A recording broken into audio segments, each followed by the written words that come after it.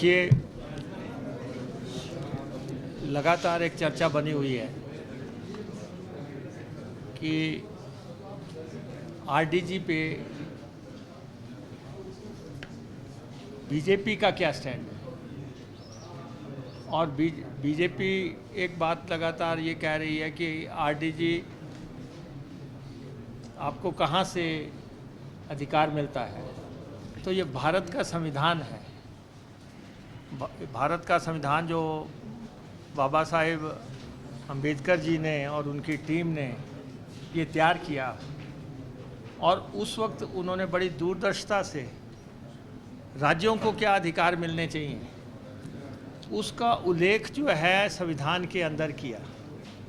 संविधान की धाराओं में बिल्कुल स्पष्ट करके लिखा है कि देश जो है संघीय ढांचे से चलेगा और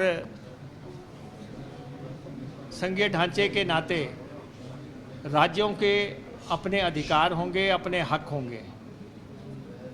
और साफ तौर पे लिखा है कि जो देश का कंसोलिडेटेड फंड होगा, देश का जो कंसोलिडेटेड फंड होगा उसकी बांट कैसे की जाएगी, उस पैसे को कैसे बांटा जाएगा, ये हमारे संविधान में अंकित है। और ये भी स्पष्ट है कि वित्त आयोग बना करेगा 5 साल के बाद, वो भी उसका अनुच्छेद भी स्पष्ट है। ग्रांट्स को पैसे टोटल फंड को कैसे बांटा जाएगा वो भी स्पष्ट है।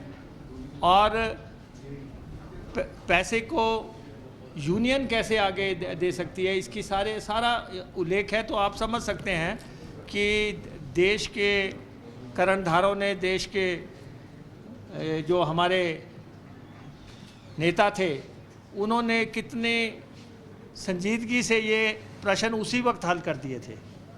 लेकिन आज जो है, जो हिमाचल प्रदेश पहाड़ी राज्य है, छोटा प्रदेश है, आय का कोई साधन नहीं है। और जब प्रदेश बना था उस समय भी पता था कि ये प्रदेश पहाड़ी प्रदेश है और पहाड़ी प्रदेश को केंद्र की मदद की ज़रूरत रहेगी।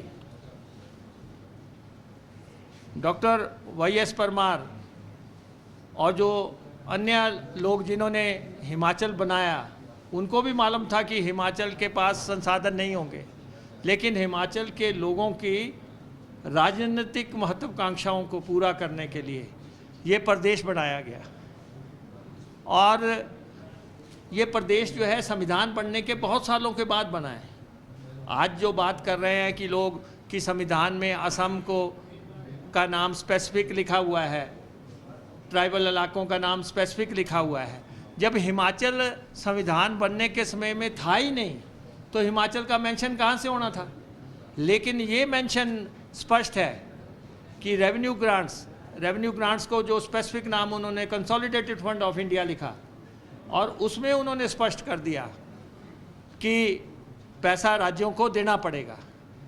और फिर एक बात, राज्यों को कमज़ोर करने की पिछले कुछ साल से लगातार कोशिश चल रही है, और कोई ना कोई ऐसा फैसला लिया जा रहा है जिससे कि राज्य के हाथ में कुछ ना रहे। फिर राज्य क्यों बनाए गए? राज्य किस बात के लिए बनाए गए हैं? अगर राज्यों के पास कोई भी शक्ति नहीं होगी, राज्य पैसा देने के लिए अगर सक्षम ही नहीं होगा, तो राज्य क्यों गठित किए गए थे? तो इसलिए पहले आपने कहा जीएसटी का पैसा जो है 2022 में बंद कर दिया, और जीएसटी की कंपनसेशन का अगर नुकसान हुआ है तो हिमाचल जैसे राज्यों को हुआ है।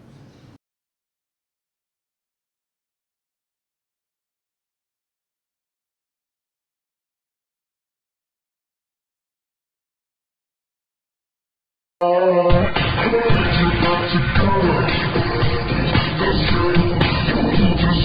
go.